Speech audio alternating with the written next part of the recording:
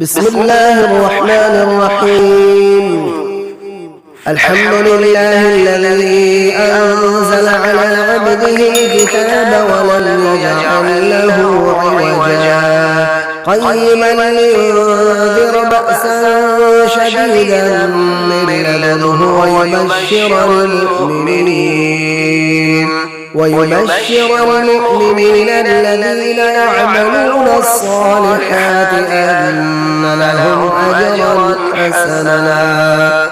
ماكثين فيه أبدا وينذر الذين قالوا اتخذ الله ولدا ما لهم به من علم ولا لآبائهم كبرت كلمة تخرج من أفواههم إن يقولون إلا كذبا فلعلك باخع نفسك على آثارهم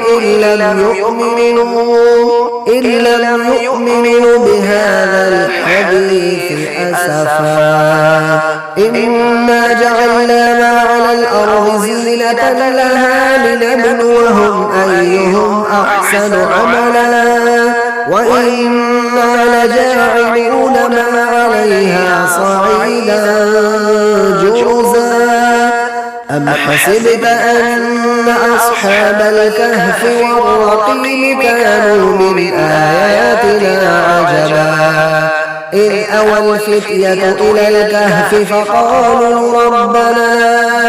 آتنا من لدنك رحمة وهيئ لنا من أمرنا رشدا فضربنا على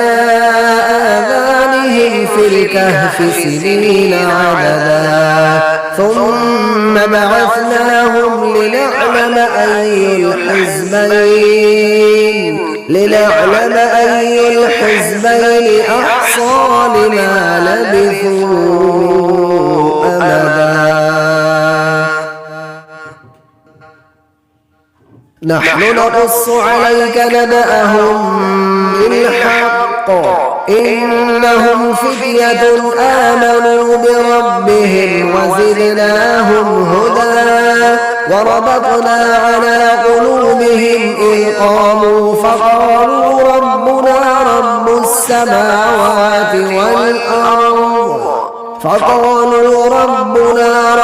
السماوات والأرض لن ندعو من دونه إلها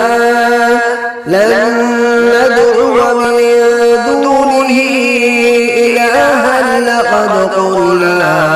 إذا شططا هؤلاء قومنا اتخذوا من دونه آلهة لولا يأتون عليهم بسلطان بين فمن أظلم ممن افترى على الله كذبا وإذ اعتزلتموهم وما يعبدون إلا الله فأووا إلى الكهف ينشر لكم ربكم من رحمته ويهيئ لكم من أمركم مرفقا وترى الشمس إذا طلعت تزاور عن كهفهم ذات اليمين وإذا غربت تقرضهم ذات الشمال وهم في فجوة منه ذلك من آيات الله من يهد الله فهو المهتد ومن يضلل فلن تجد له وليا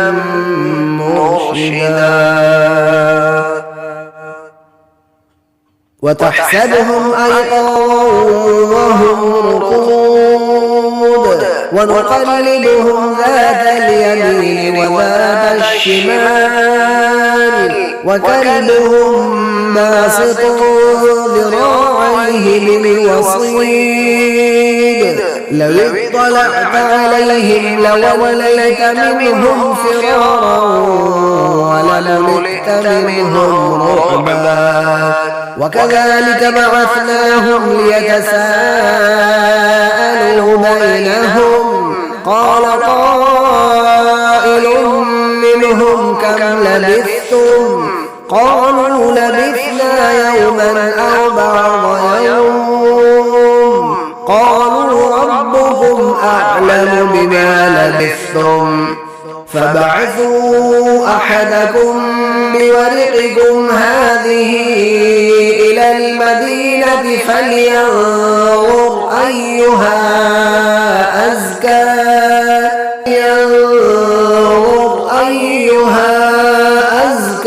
طعاما فليأتكم برزق منه وليتلطف ولا يشعرن بكم أحدا إنهم إن يظهروا عليكم يرجموكم أو يعيدوكم في ملتهم ولن تفلحوا إذا أبدا وكذلك أعثرنا عليهم ليعلموا أن وعد الله حق وأن الساعة لا ريب فيها إذ يتنازعون بينهم أمرهم فقالوا ابنوا عليهم بنيانا ربهم أعلم بهم قال الذين غلبوا على أمرهم لنتخذن عليهم مسجدا سيقولون ثلاثة رابعهم كلبهم ويقولون خمسة سادسهم كلبهم رجما بالغيب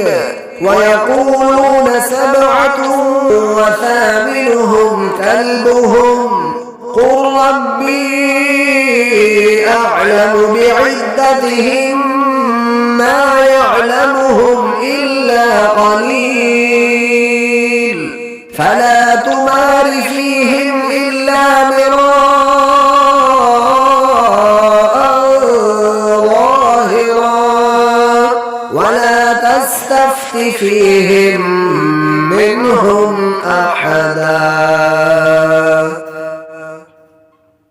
ولا تقولن لشيء إني فاعل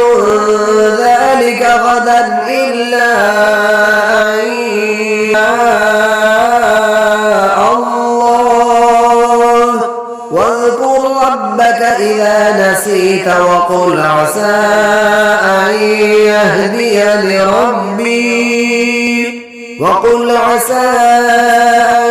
يهديني ربي لأقرب من هذا رشدا ولبثوا في كهفهم 300 سنين وازدادوا 9 قل الله أعلم بما لبثوا له غيب السماوات والأرض أبصر به وأسمع ما لهم من دونه من ولي ولا يشرك في حكمه أحدا واتل ما أوحي إليك من كتاب ربك لا مبدل لكلماته ولن تجد من دونه ملتحدا واصبر نفسك مع الذين يدعون ربهم بالغداة والعشي يريدون وجهه ولا تعد عيناك عنهم تريد زينة الحياة الدنيا ولا تطع من أغفلنا قلبه عن ذكرنا واتبع هواه وكان أمره فرطا. وقل الحق من ربكم فمن شاء فليؤمن ومن شاء فليكفر. إنا أعتدنا للظالمين نارا أحاط بهم سرادقها وإن يستغيثوا يغاثوا بماء كالمهل يشوي الوجوه بئس الشراب وساءت مرتفقا. إن الذين آمنوا وعملوا الصالحات إنا لا نضيع أجر من أحسن عملا. أولئك لهم جنات عدن تجري من تحتهم الأنهار يحلون فيها من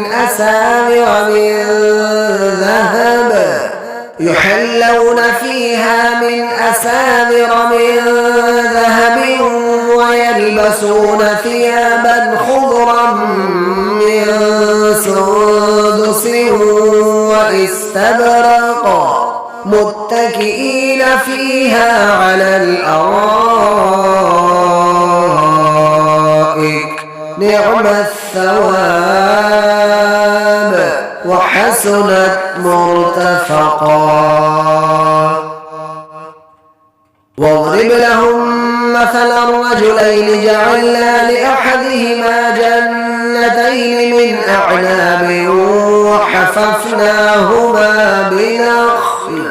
وحففناهما بنخل وجعلنا بينهما زرعا. كلتا الجنتين آتت أكلها ولم تظلم منه شيئا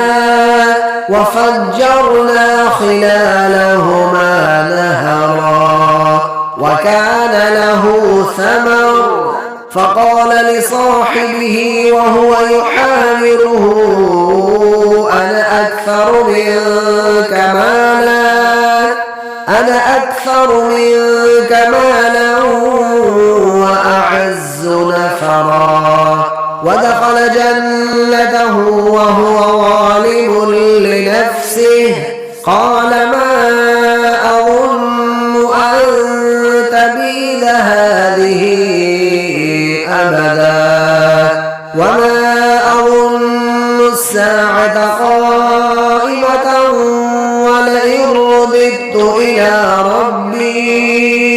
ولئن رددت إلى ربي لأجدن خيرا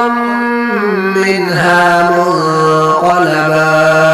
قال له صاحبه وهو يحاوره أكفرت بالذي خلقك من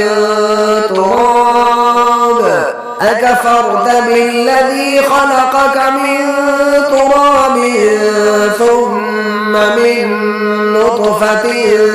ثم سواك رجلا لكن هو الله ربي ولا أشرك بربي أحدا. ولولا إذ دخلت جنتك قلت ما شاء الله لا قوة إلا بالله إن ترني أنا أقل منك مالا وولدا فعسى ربي أن يؤتيني خيرا من جنتك ويرسل عليها حسبانا من السماء يرسل عليها حسبانا من السماء فتصبح صعيدا زلقا أو يصبح ماؤها غورا فلن تستطيع له طلبا وأحيط بثمره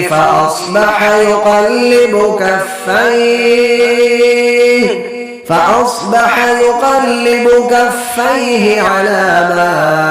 أنفق فيها وهي خاوية على عروشها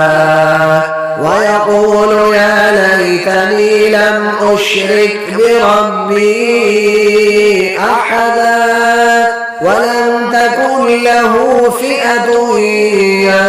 ينصرونه من دون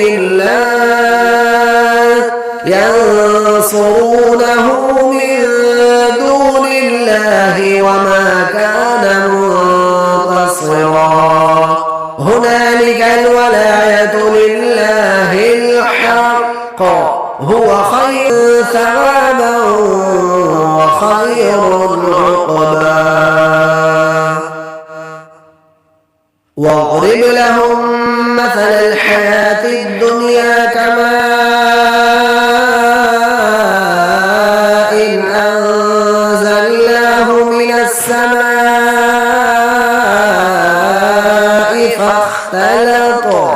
فاختلط به نبات الأرض فأصبح هشيما تذروه الرياح وكان الله على كل شيء مقتدرا المال والبنون زينة الحياة الدنيا والباقيات الصالحات خير عند ربك ثوابا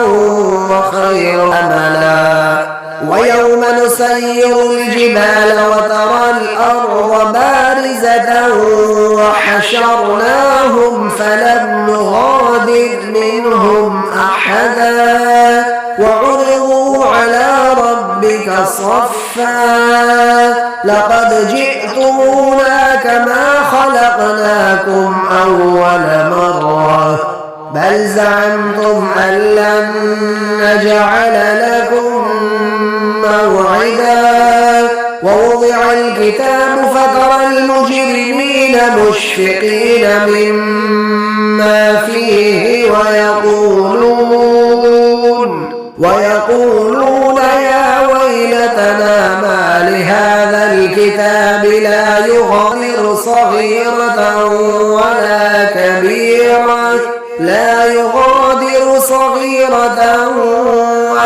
كبيرة إلا أحصاها ووجدوا ما عملوا حاضرا ولا يظلم ربك أحدا وإذ قلنا للملائكة اسجدوا لآدم فسجدوا إلا إبليس كان من الجن ففسق عن أمر ربه أفتتخذونه وذريته أولياء من دوني وهم لكم عدو بئس للظالمين بدلا ما أشهدتهم خلق السماوات والأرض ولا خلق أنفسهم وما كنت متخذ المضلين عضدا ويوم يقول نادوا شركائي الذين زعمتم فدعوهم فلم يستجيبوا لهم وجعلنا بينهم موبقا ورأى المجرمون النار فظنوا أنهم مواقعون أطيعوها ولم يجدوا عنها مصرفا.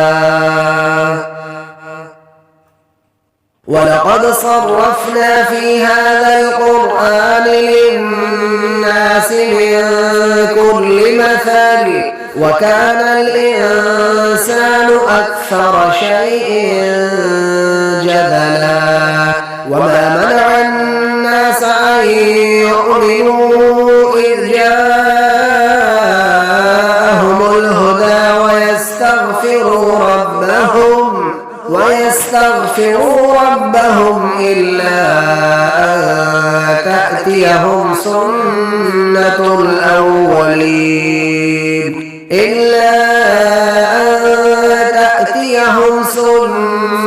الأولين أو يأتيهم العذاب قبلا.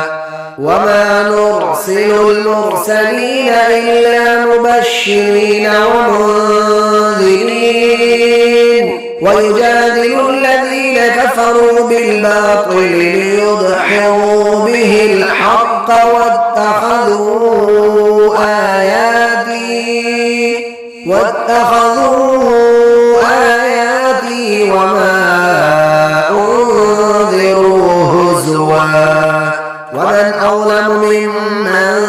ذكر بآيات ربه فأعرض عنها ونسي ما قدمت يداه إنا جعلنا على قلوبهم أكنة أن يفقهوه وفي آذانهم وقرا وإن تدعهم إلى الهدى فلن يهتدوا إذا أبدا. وربك الغفور ذو الرحمة لو يؤاخذهم بما كسبوا لعجل لهم العذاب بل لهم موعد لن يجدوا من دونه موئلا. وتلك القرى أهلكناهم لما ظلموا وجعلنا لمهلكهم موعدا. وإذ قال موسى لفتاه لا أبرح حتى أبلغ مجمع البحرين أو أمضي حقبا فلما بلغا مجمع بينهما نسيا حوتهما فاتخذ سبيله في البحر سربا. فلما جاوزا قال لفتاه آتنا غداءنا لقد لقينا من سفرنا هذا نصبا. قال أرأيت إذ أوينا إلى الصخرة فإني نسيت الحوت وما أنسانيه إلا الشيطان أن أذكره واتخذ سبيله في البحر عجبا. قال ذلك ما كنا نبغي فارتدا على آثارهما قصصا فوجدا عبدا من عبادنا آتيناه رحمة من عندنا وعلمناه من لدنا علما. قال له موسى هل أتبعك على أن تعلمني مما علمت رشدا؟ قال إنك لن تستطيع معي صبرا وكيف تصبر على ما لم تحط به خبرا. قال ستجدني إن شاء الله صابرا ولا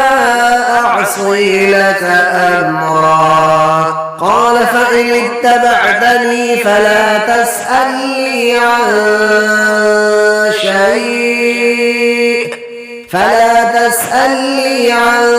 شيء حتى أحدث لك منه ذكرا. فانطلقا حتى إذا ركبا في السفينة خرقها قال أخرقتها لتغرق أهلها لقد جئت شيئا إمرا. قال ألم أقل إنك لن تستطيع معي صبرا. قال لا تؤاخذني بما نسيت ولا ترهقني من أمري عسرا. فانطلقا حتى إذا لقيا غلاما فقتله قال أقتلت نفسا زكية بغير نفس لقد جئت شيئا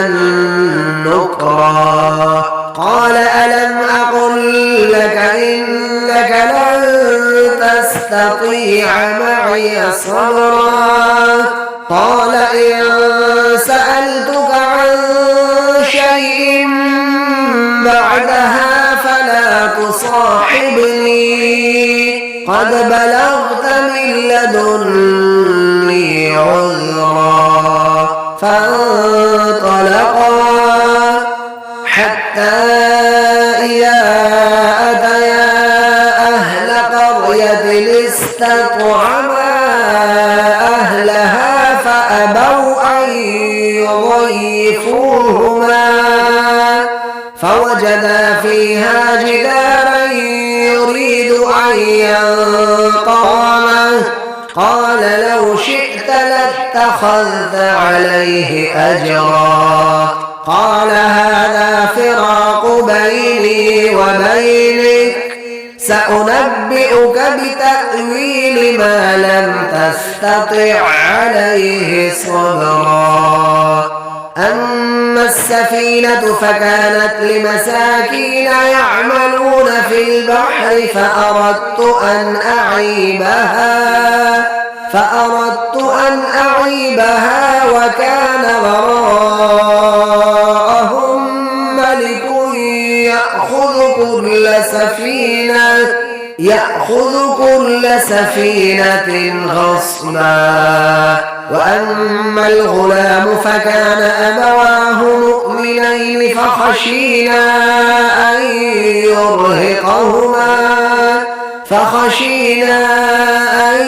يرهقهما طغيانا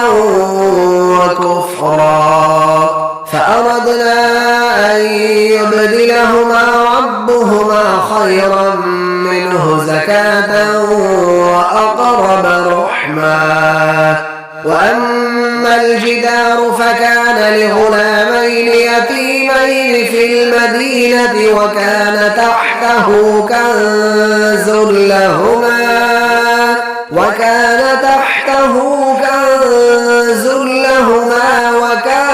أبوهما صالحا. فأراد ربك أن يبلغا أشدهما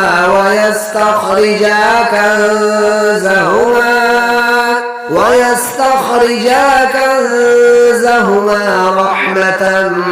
من ربك وما فعلته عن أمري ذلك تأويل ما لم تستطع عليه صبرا. ويسألونك عن ذي القرنين قل سأتلو عليكم منه ذكرا. إنا مكنا له في الأرض وآتيناه من كل شيء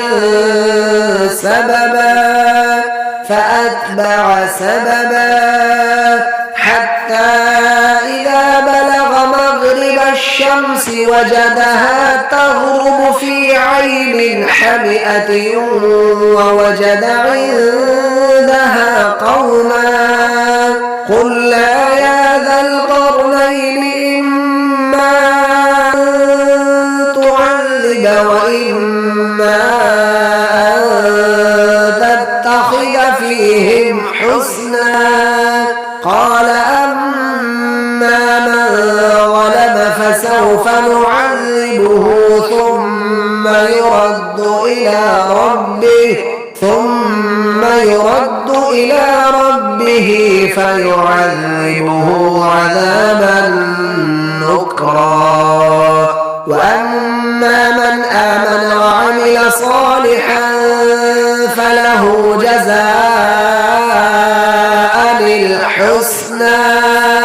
وسنقول له من أمرنا يسرا ثم أتبع سببا حتى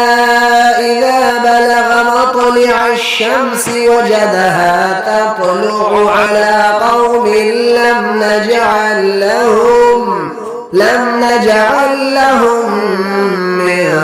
دونها سترا كذلك وقد أحطنا بما لديه خبرا ثم أتبع سببا حتى إذا بلغ بين السدين وجد من دونهما قوما لا يكادون يفقهون قولا قالوا يا ذا القرنين إن يأجوج ومأجوج مفسدون في الأرض فهل نجعل لك خرجا على أن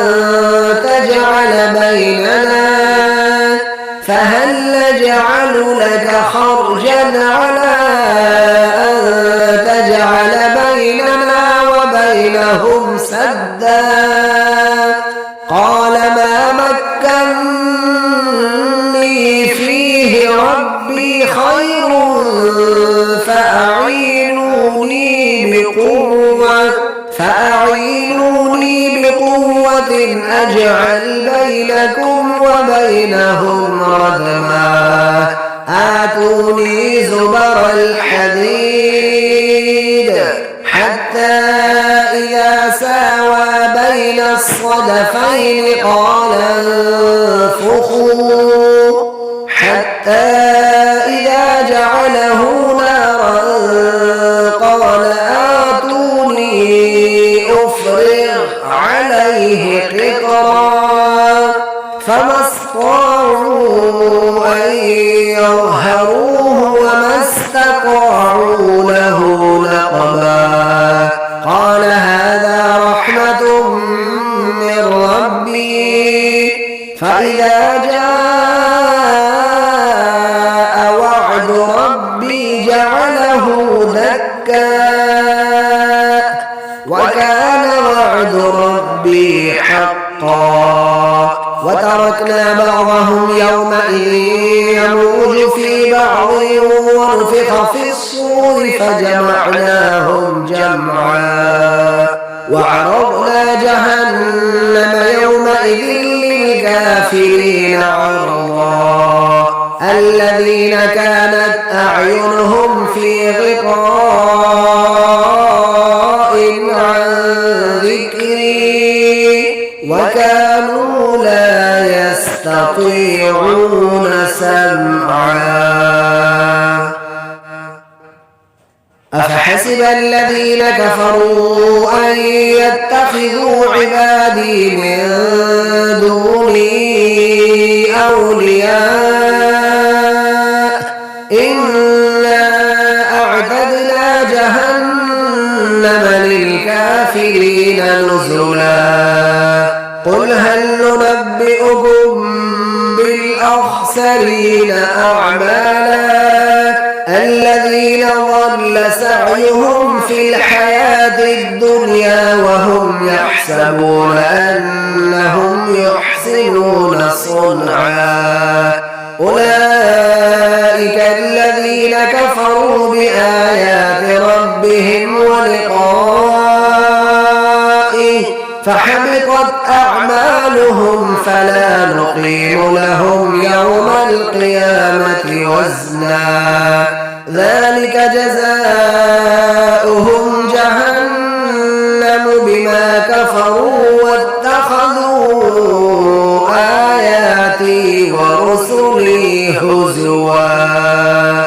إن الذين آمنوا وعملوا الصالحات كانت لهم جنات الفردوس نزلا خالدين فيها لا يبغون عنها حولا قل لو كان البحر مدادا لكلمات ربي لنفد البحر قبل أن تنفد كلمات ربي ولو جئنا بمثله مددا قل إنما أنا بشر مثلكم يوحى إلي أنما إلهكم إله واحد فمن كان يرجو لقاء